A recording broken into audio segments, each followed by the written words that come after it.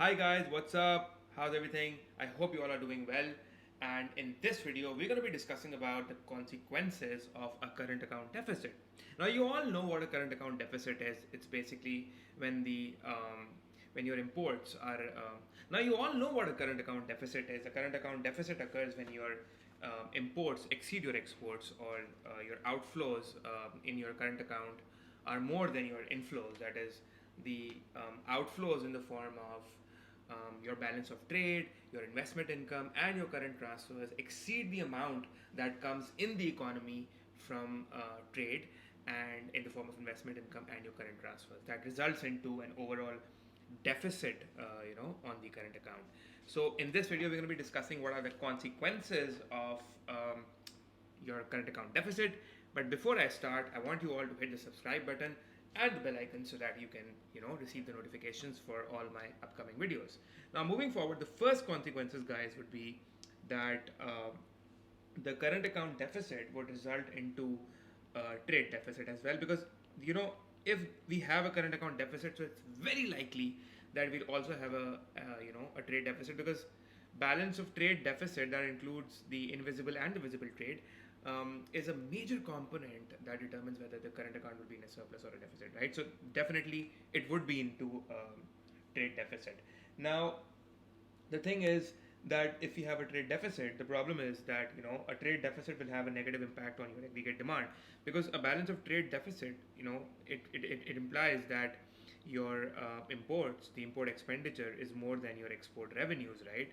That is, your import expenditures is greater than your export revenues, and if that's the case, then it means that your net exports are falling. So when you say that your net exports are falling, so we are not trying to measure the volume here. We're trying to, it's a measure of the amount of the net flows that we are measuring. The net flows in terms of the how much your export revenues exceed the import expenditures, or by how much your import expenditures exceed the export revenue. So that is what we are measuring when we are saying net exports, right? We are measuring the inflows, the value, guys, of the net exports. So having said that, if I say that your net exports are falling, it means that your aggregate demand is going to shift to the left. That is, it is going to fall. And since if a question comes on a current account deficit, you must show it by way of a diagram, because making it through a diagram is very important, since diagrams are an integral part of your assessment objective 3, that is analysis. So what you will do is that you're going to draw a diagram. Now, I personally prefer a Keynesian, because Keynesian long run aggregate supply curve, since through a Keynesian model you're able to explain various concepts of spare capacity and full employment as well. Although it's not necessary, you can also show a fall in aggregate demand through your classical long run aggregate supply. Even you can show it through a short run aggregate supply as well. So guys, I've drawn the aggregate demand curve that is shifted to the left, and we can see that the national income that is measured on the x-axis, that is real GDP and national income, it shifts, it basically falls as well. So what happens is that, and by the way, this red line is representing the full employment level of output. And you can see that if your aggregate demand falls, we move away from full employment. That is, it results into a decline in the GDP, that results into a lot of spare capacity now being available, right? So what's happening here is that actual growth is falling. So there's a negative actual growth. So if actual growth falls, it represents by a decline in GDP from Y1 to Y2, and we move away from full employment. You can also show this on a PPC, that is, you move away from the PPC, that is, you move inside the PPC, in fact, I should say. And the more inside you go, it means the more unemployment and the more underutilized resource and spare capacity you have, right? So this is representing a reduction in economic growth. So the first consequence of a current account deficit would definitely be that it would result into negative actual growth. It would result in a decline in actual growth. Your real GDP will decline, your national income would decline, and obviously if your real GDP national income is declining, so firms are going to lay off the workers, since they need to maintain their profitability and they need to cover their cost. So why would they hire workers, right? Because you know that the demand for labor is derived demand. So in that case, again, the firm's profit would also go down. There would be more unemployment. So tax revenues for the government would also fall, in terms of the revenue from corporate taxes, the revenue from income taxes as well. And since national income is falling, so we can say that overall the incomes will fall. So maybe consumption expenditure might also contract, right? Consumption expenditure might also go down. So revenue from sales taxes also go down. So if the revenues are falling, if tax revenues are falling, so if you know that if tax revenues fall, there's a possibility that it results into a fiscal deficit, right?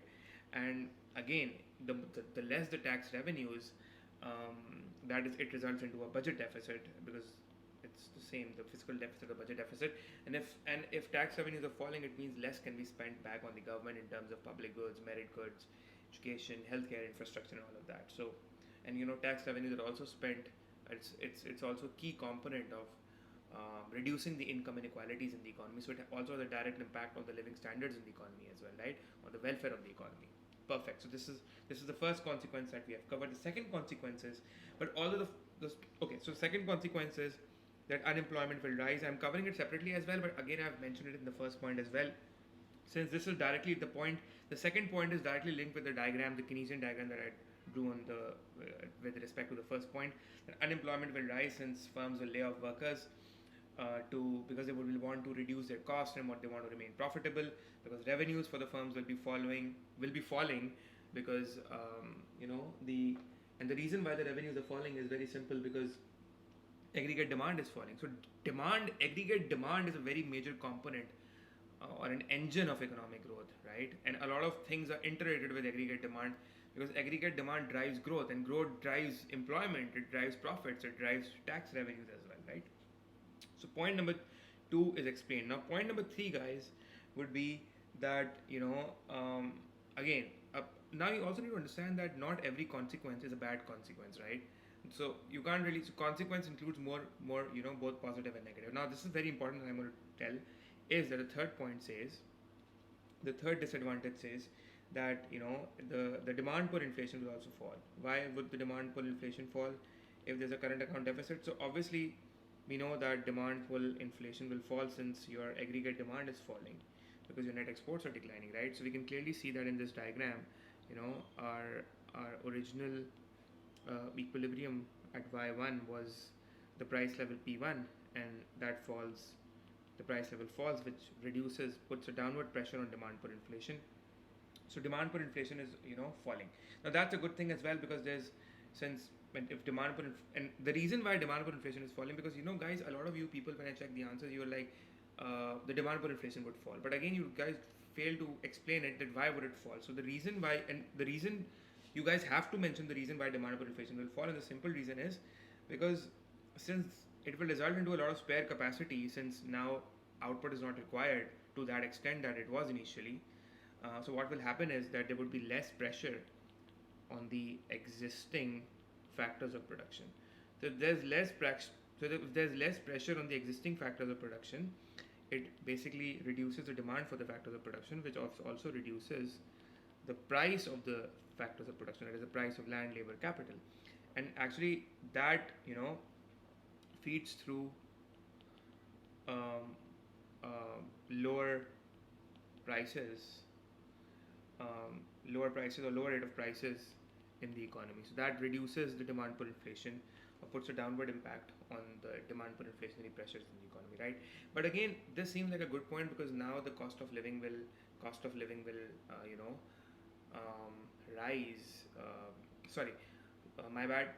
This looks like a good point, because cost of living will in fact fall, right? So this looks like a good point. But guys, you know what?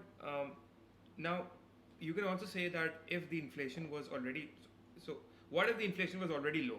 Now if the inflation was already low and a subsequent decline in your inflation, so let's say if I say that let's say that the rate of inflation was already within the targets, that is within the mild inflation rate 2 to 3%, and what if it was very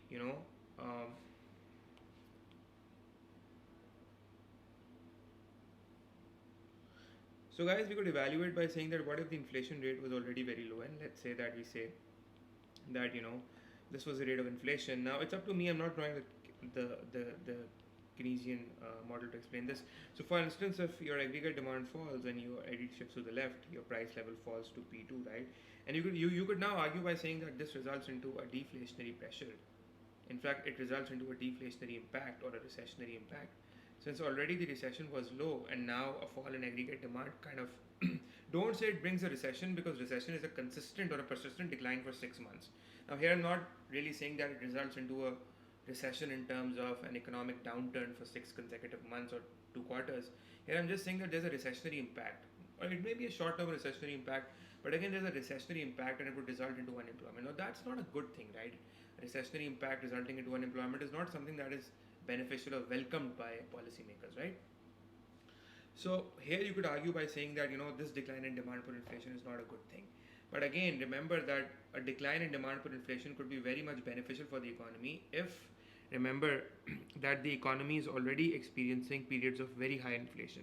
So what if the economy is already experiencing very high inflation and it is already achieved full employment level of output, and let's say that the economy is at YFE. Now, at this point, what's happening is that the economy is already overheated. Point A, the economy is already overheated because this represents a very high rate of inflation because there's a there's so much pressure on the existing resources because what's happening is that you've already achieved full employment and now if you continuously increase your aggregate demand, it shifts to the right and right 82, 83.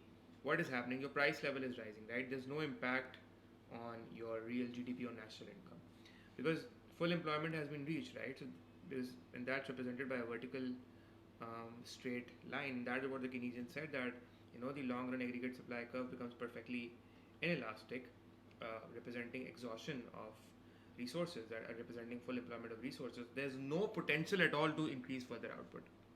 So, guys, if that's the scenario, and if your economy has overheated, and in that case, if your aggregate demand falls, so don't say that it's don't call it a recessionary impact because that's a negative connotation attached to a recession impact. Just say the demand for inflation falls, and here it becomes a good thing because already the inflation rate was very high and there was huge pressure on the existing factors of production. Yeah. So I hope you understood this. So moving on to just a second. So moving on to the third, to the fourth, in fact. So the fourth consequence would be that whenever we have a current account deficit, so that would put a downward pressure on our exchange rate. Now, what do we mean by that? Obviously, it means that our exchange rate would depreciate. The currency would weaken. And why is that? Simply because, first, let me write it. We put a downward pressure on the exchange rate, and the reason is that if you have a current account deficit, so it means that imports are higher than our exports, right? So if imports are more than our exports, that's causing the deficit. So it means that the supply of the currency, supply of domestic currency, right? It would obviously be greater than the demand for the currency, or it would, the supply of the currency would outstrip the demand for the domestic currency, and as a result of that, your exchange rate would weaken. It would, depreciate, right? And a weaker exchange rate is beneficial for exporters.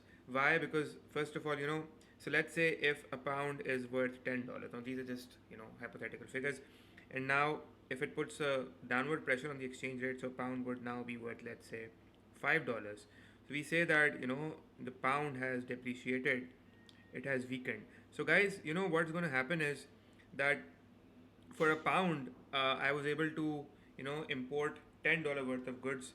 Now for the same £1, I'm only be able to import $5 worth of goods. So imports are getting expensive. So imports get expensive, and on the other hand, our exports get cheaper. And the reason why exports get cheaper is that for the US, they had to pay $10 to buy £1 of goods, and now they have to pay $5 to pay £1 of goods. So guys, now it obviously results into your exports being cheaper, and since imports get expensive, so you can say that demand for imports, demand for your imports will fall, and your demand for exports will rise. And if this happens, your import expenditure would fall and export revenues would rise. Now guys, you can see if your import expenditures are falling and export revenues are rising, so don't you think that this would automatically reduce the deficit? So we were worried about the deficit that was created. We were worried that your current account is going into a deficit, but we saw that automatically the deficit is not going to sustain in the long run. It will automatically be corrected. So if you have a floating exchange rate, which means that the exchange rate is constantly fluctuating because of changes in demand and supply of the currency without any intervention by the government in the forex market. So what will happen is that the deficit will not sustain, or it won't really persist in the long run, and it will be this deficit that was created initially. This deficit will be offset subsequently, right? Because what will happen is that the demand for and supply of the currency would actually depreciate the exchange rate. It would depreciate the exchange rate, and what will happen is that once the currency is depreciated, your imports get expensive, your exports get cheaper, and then and first of all, by the way, when you say that your exports get cheaper, it's not like your exports are getting competitive in terms of maybe your productivity has increased, or maybe the minimum wages have fallen, or indirect taxes have fallen. It's not that the cost of the exports are falling. So in that sense, it's not getting competitive. You could say that they are artificially getting competitive just because there is an artificial gain in terms of the exchange rate, or the currency has weakened, and that gives an artificial edge for your exports, and that actually offsets the deficit that was initially created, right? So so guys, you can say that and that is why we say that economic theory is suggesting that demand for imports and will actually fall, and demand for exports will rise, since our net exports become cheaper, and hence, as a result of that, these effects will actually offset or rectify, you can say. They will offset, these two words you can use, they will offset or they will rectify or autocorrect the current account deficit, right? Perfect. And it not only ends here, this is just for the net exporter, but there's, so for instance, if you have a current account deficit, so now let's see what will happen to the net importer. So if you have a current account deficit, right, and for any reasons, maybe you're, obviously you have a deficit because your imports are greater than your exports. Now let's see what is going to subsequently happen. So remember that if you have a current account deficit, so like we said, it would put a downward pressure on our exchange rate. So there's a downward pressure on the currency, on the external value of the currency, that is the exchange rate, right? Not the internal value of the currency, because the internal value of the currency is the inflation that we are measuring, right? So downward pressure on the exchange rate, and this would obviously be dangerous, because what will happen is that like I said, that imports become expensive. Now another word that you can use is imports become dearer. That also means expensive, right? So now imports become expensive, and what if the demand for your imports is the demand for your imports is inelastic. So if demand for your imports is inelastic, you'll end up buying expensive imports. So what if you're buying key raw materials for your domestic industry? So in that sense, what will happen is you're going to be buying expensive raw material, and that would cause cost push inflationary pressures, right? So obviously you're importing, let's say, key raw materials like oil, coal, copper, whatever, right? And oil is a key raw material since it is used in almost every industry. So the effect would be that it is going to cause cost push inflation, and it will shift your short run aggregate supply curve to the left, which means that, and by the way, when your short run aggregate supply falls to the left, it shifts to the left, it's basically known as a negative supply shock. So make sure that you mention that it's a negative supply shock, because it represents a rise in cost of production. So it's basically a negative supply shock. Now why are we calling it a supply shock? Because there's a sudden rise, sorry, there's a sudden fall in the supply due to increasing cost of production, and that actually culminates into higher cost push inflation, and it culminates itself into this fall in from y1 to y2 is representing a decline in our economic growth. The output is falling, right? The real GDP is falling, and that would obviously be accompanied by higher unemployment. And by the way, remember, guys, that whenever inflation and unemployment are occurring together, whenever inflation and unemployment are occurring together, it's basically known as stagflation. So stagflation is when your inflation and unemployment both occur at the same time. So basically what is going to happen is that this stagflation could be worse because it would depend upon the rate of inflation as well, and then again it would result into bad consequences for the government, because it would actually increase the rate of inflation maybe beyond the target, right? And developing countries would suffer more since they are poor countries. So yeah, so this is what you can write in the exam. And remember that even like for the previous this thing that I was explaining, I said that if there's a this depreciation would auto correct the original deficit. Remember, I told you just right now that depreciation would auto correct the deficit. But remember that this will also happen only, the deficit will only be auto corrected only if the PED for net exports is inelastic, right? Only if the PED for net exports is inelastic. So, guys, remember one thing: there's no need to mention that if the Marshall-Lerner condition is met, because right now we're not talking about a devaluation. Guys, remember this thing very carefully: that the Marshall-Lerner condition is a theory that is specifically applied to devaluation. Here we are talking about we are just talking about a mere depreciation. So you can just say that this would generally be applicable when the PED for net exports is greater than 1, or the PED for net exports is elastic, and that is it, right? So I'm going to be making a separate video on the Marshall-Lerner condition and J curve, where I'm going to be explaining it in much detail and how you can use it in the exam, when to use it in the exam, and what are some mistakes that students make while using the Marshall-Lerner condition, right? So these are the potential consequences of a current account deficit. And there is one more also that I want to cover right now. I'm just thinking whether should I, may cover it in this video or should I cover it in the next video. But I'll just cover it in this video as well. So let's now say that there's a current account deficit. So remember, guys, whenever there's a current account deficit, it has to be met by an equal financial account surplus, because you need to finance that deficit, right? So the current account deficits will be financed by financial account surpluses, right? Where what will happen is, because now the government has to finance the current account deficit, and will do that by a financial account surplus. How?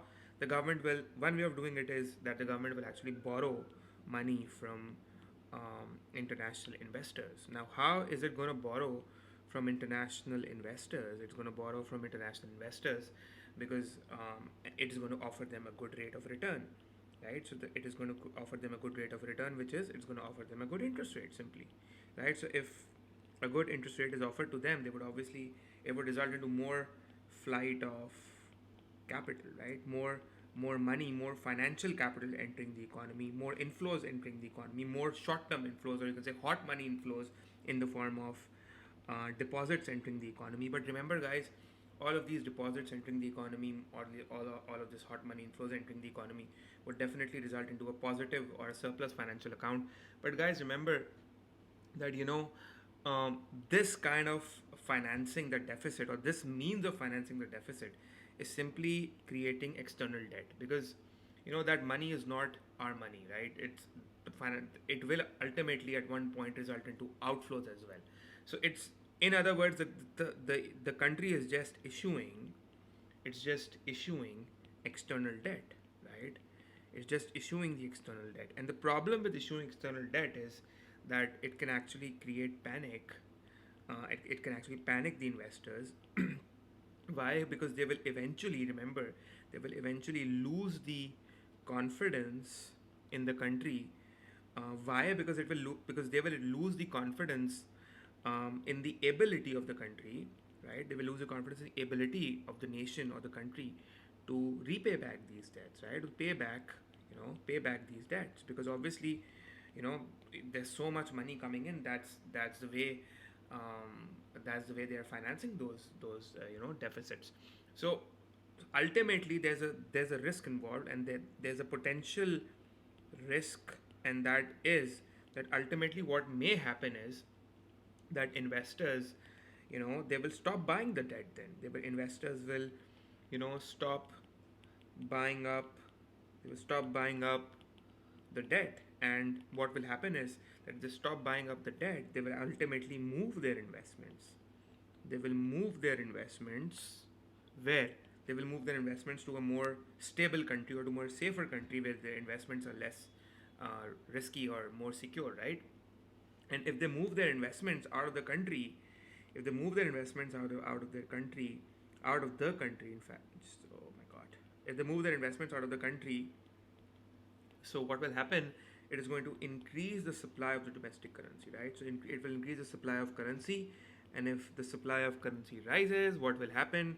It will cause the exchange rate to go down. It will depreciate. It will weaken the currency, since supply of the currency rises. It's going to weaken the currency, And this will create, guys, it will create further panic in the economy. And when there's a further panic in the economy, this panic will culminate, this panic will have a ripple effect, it will have a spillover effect where, people like me and you, ordinary citizens like me and you, we be like, there's something is wrong with the economy. Why are so many investors moving their money out of the country, right? Suddenly it means something is wrong. So ordinary citizens will also do the same. They will also move their money to safer locations. Like these ordinary citizens will also move their money to safer locations, and this would result into huge flight of capital, mass flight of capital coming or going out of the country, mass flight of capital going out of the country, and guys, this is known as currency crisis. Currency crisis. Excellent evaluation, guys. Excellent evaluation. Excellent point that you guys can make in the exam to secure those perfect marks and to tell the examiner you are the champion here, right? So, so remember, guys, this mass flight of capital will result into currency crisis, and you can say that it will result into widespread economic situation, economic crisis as well. So, guys, and again, the fact is that the larger the deficit, the more the borrowing, and the more the borrowing, the greater the risk of the currency crisis. So remember that the consequences would be worse if there's a large, persistent deficit. The larger the deficit, the worse are the consequences. The persistent it is, the worse are the consequences for the deficit. And you know the like I said, that it would have worse consequences if it's borrowing financed, if it's borrowing financed. Look at the key terms, look at the words that I'm using. Okay, focus on the words that I'm using. You need to use economic terminology in the exam. If it's borrowing financed current account deficit, so if the current account, so is current account a problem? A lot of times questions are asked, is current account a problem? So one way you can write is that yes, current account may become a problem if it's large, persistent. And although I'm going to make a separate video on whether it's a problem or it's not a problem, but you can write that it depends upon whether it's large or persistent, and also the fact that whether it's borrowing finance current account deficit or not. So guys, this is it. This is the video on consequences of a current account deficit. I hope you all enjoyed the video. I'll see you all in the next video. Until then, do lots of practice, do lots of studying. All the best. Take care.